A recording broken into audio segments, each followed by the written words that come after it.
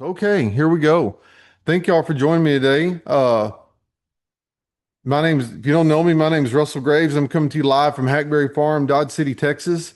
Uh, w Welcome to summer 2026. I mean, it happens quick here. We had a lot of rain this month, and then all of a sudden it shut off about a week ago, and it's been just hot and kind of muggy and humid every day. But that's a Northeast Texas summer. We're used to that, but it's beautiful outside. It's a beautiful day, and I'm excited to bring you this today. Uh, as we get into the topic, using AI to improve your nature photography. I think that's AI has been a big topic of discussion for everybody for a while now, especially here in Texas, especially rural Texas, because it seems like all these big data centers are going in rural places. I know where I used to live in Childress, Texas. They're putting in two big data centers out there, and that's kind of a constant source of controversy. Where's the water coming from? They're they've got a lot of traffic in a small town they're not used to all of a sudden, and then they've got housing issues because you've got this enormous force of people that go to construct these things, and there's just no place to put them, and they're dealing with that. The infrastructure all over small towns in Texas is being really restrained because of them. But the thing is, they're here. What it ends up being, how are we always going to have these big data centers? I don't know. The interesting thing is, I talk in general about this is there's already coming online. I saw some the other day. They're like a boot box size device that you can use at enterprise value that'll give you the same computing power in an office setting as it will be those big data centers. So I'm just curious, those data centers are a new and shiny thing, but how long will they be used for? Because as the technology improves and the computing power improves, I kind of think what a lot of I've heard a lot of other people say, or say not a lot of other people, some other people say that all of a sudden, instead of AI being done on the cloud somewhere, it's all going to be done locally on your computer at home because it's already starting to come out where these computers can handle complex tasks, do all kinds of calculations, as well as your phone and everything else is going to be integrated into. That'll be separated from the cloud. You can just use it locally without being connected to any kind of internet. And they think that's the way the future of AI. So who knows? The thing is, who knows how the data centers are going to be? I certainly can't predict the future, but one thing we do know is I think artificial intelligence and AI is here to stay, and how we incorporate it into our workflows is some of the things I'm going to be talking about today. If you came in with me late, using AI to improve your nature photography, that's today's topic. As always, if you have any questions, put them in the chat.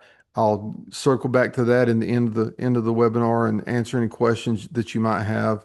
My name is Russell Graves. I'm coming to you live from Hackberry Farm, Dodge City, Texas. And with that, let's go ahead and get started.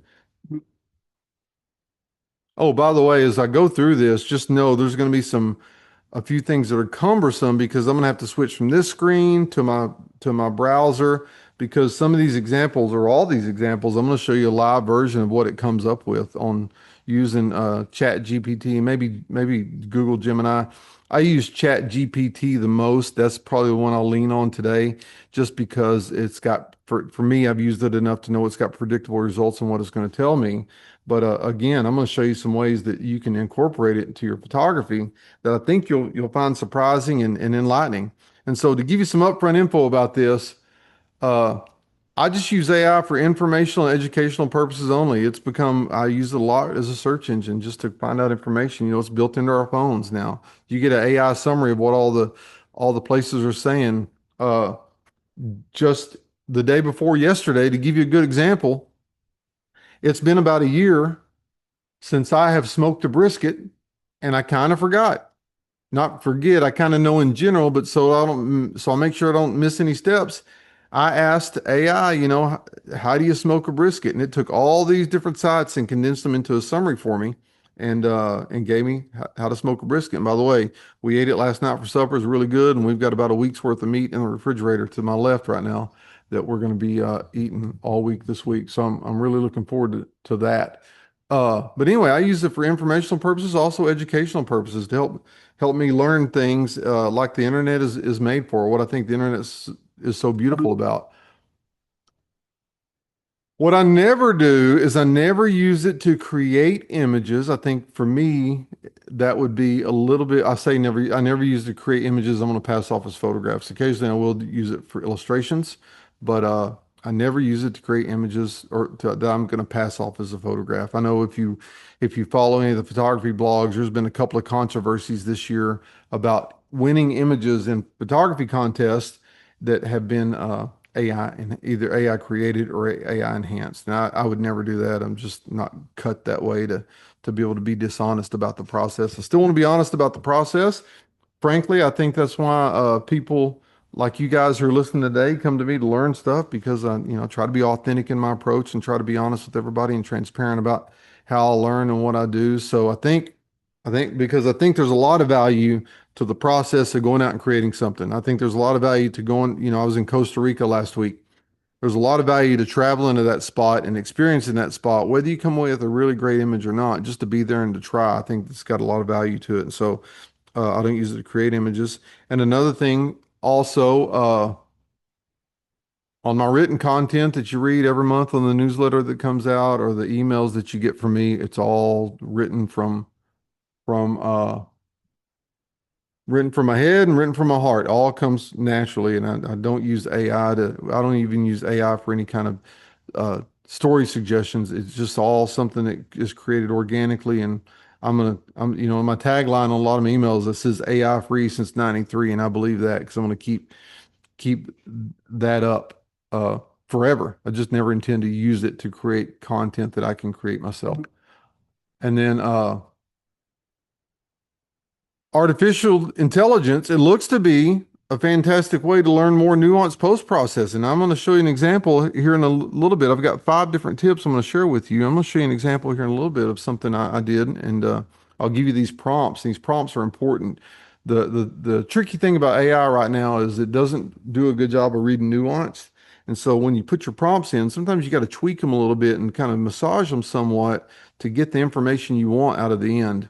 And then the second problem is all the information you need to verify it. I'm going to show you some examples of how I think AI looks to be a fantastic way to help sharpen your post-processing techniques. Uh, and it also looks to be a fantastic way to help you learn other nature-related topics as well. I mean, just from a straight Google search engine to, I'm not going to jump too far into it. I'm going to show you some examples of some other ways you can learn with AI. And so in this webinar, I'm going to provide you with a few prompts to help get you started. So my advice to you would be, as I go through there and talk about these prompts, either wait on the notes you'll get because you signed up for the webinar and look at them later, or go back and watch the webinar or write them down as I say them. I'm going to tell you what these prompts are. I'm going to have to remember them too because it's cumbersome for me to copy and paste from this setup I've got.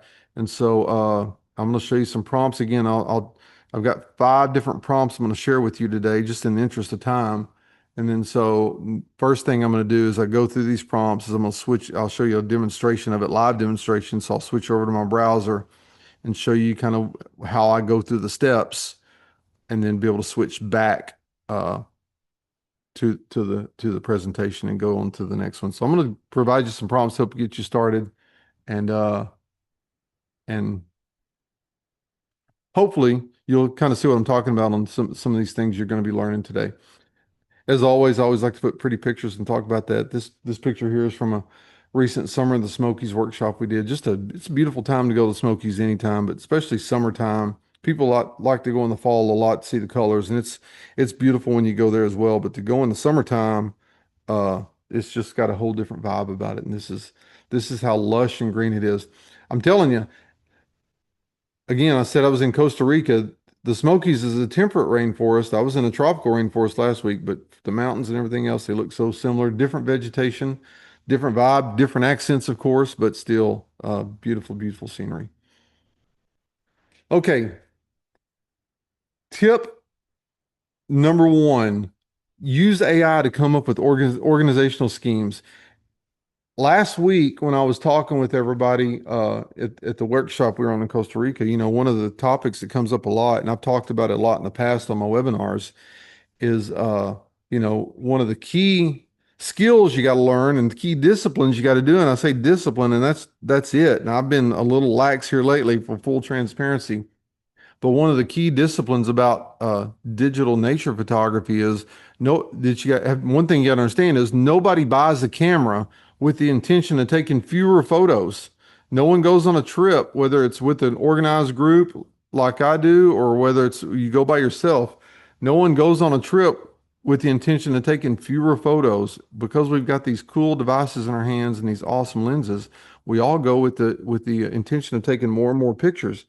And because of that, the pictures start to stack up in the background. And so a lot of people that, I've done a couple of webinars kind of giving some people some introduction about this is how I organize my pictures. Just give them a framework in which to organize uh, an organizational scheme.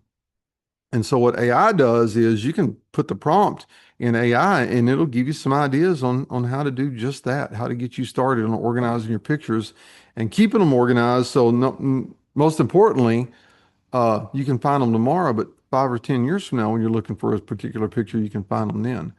And so here's my prompt I'm going to use. Provide some strategies on how I can build an organizational scheme for my digital photography collection.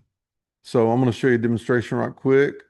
I'm going to share a different screen, Google Chrome. I've already got Google Gemini and and Chat GPT loaded. And I'm going to ask it, it may not be exact, but you get the drift. Provide an organizational plan for how to, oh, I'm going to back up again. Provide a plan for how I can organize my digital image collection on my computer. And then let's see what it says. It's going to think about it for a second. And there you go. It's going to give you step-by-step instructions on some ideas on uh, how you can organize it. Number one, gather everything in one place. And it's talking about just trying to get all the pictures you have in all different hard drives and give them to one spot. And I'm paraphrasing here. But number two, you choose one master library. For me, it's Lightroom. I use a Lightroom library. I got more than 1 million pictures in it, but it's all organized. And then what they suggest is organized by date first. I don't organize mine that way because I never have, and I'm not going to go back and change now, but that's what they suggest there. And then start with naming your folders consistently, and then renaming photos, removing duplicates, and you can read. I provided you that prompt, and so you can read there. And then from there, it teaches you to create an intake workflow, and it gives you step-by-step instructions on how you can build an organizational scheme and then how you can implement it after that. Now, the beautiful thing is when you're done, you can even go back and refine that prompt. You can ask Chat GPT, for example, uh, how can I organize my pictures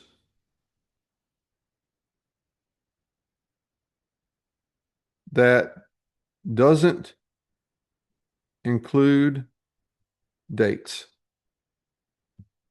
And it's going to take that first query you did and it's going to take that first query you did and it's going to expand upon that. And then it gives you some more ideas on how you can organize things just to keep track of all of your photos.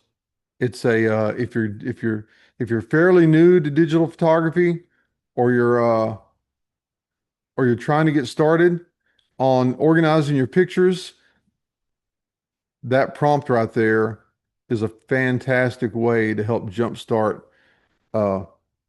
jumpstart your brain and help start getting you organized. Now, what it won't do, or if AI won't do, and I don't think I have to remind you on this, but what it won't do is do it for you. So it takes you to go in, and this is where I've been lax. I used to be really good about when I'd get done with the shoot, I'd go through immediately, do the keep and cull, organize everything, get it all put where it's going to be. But I'm a few months behind now just because I've been busy with a bunch of other stuff, and so but still, it requires you to do it in the end. But if you've got a framework to do it, and you've got an instruction manual, it makes it easier to do time and time and time again.